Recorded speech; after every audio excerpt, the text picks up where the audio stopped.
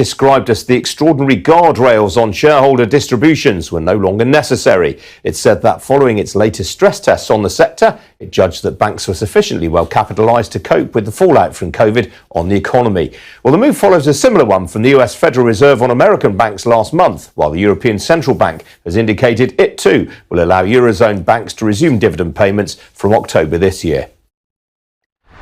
And the Swiss watchmaking giant Swatch returned to profit during the first 6 months of the year. Swatch, which also owns brands including Tissot and Omega, reported a net profit of 270 million Swiss francs, that's around 213 million pounds, compared with a loss of 308 million Swiss francs in the same period last year. It said sales during the period jumped by more than 50%, thanks mainly to a reopening of the economy in China and the United States and a more gradual reopening of shops in Europe. It said it expects further improvement during the second half of the year. And I can tell you shares of Swatch are currently up some 2% in Zurich right now.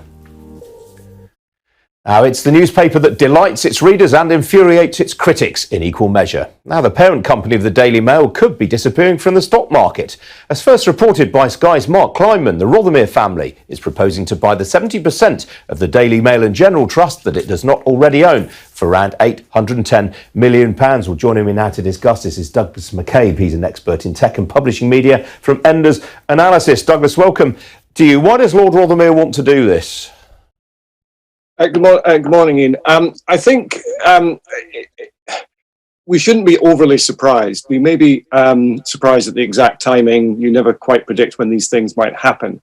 But in the end, this is a family-controlled public stock, and the business has gone through quite significant change over the last few years, and I think proposes to go through quite significant change probably again in the forthcoming period.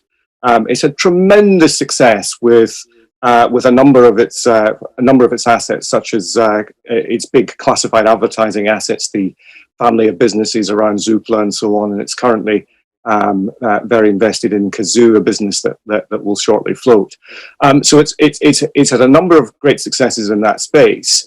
And as the business, restructured towards a more of a B2B portfolio over a long period of time, it was assumed that was the direction it was going in.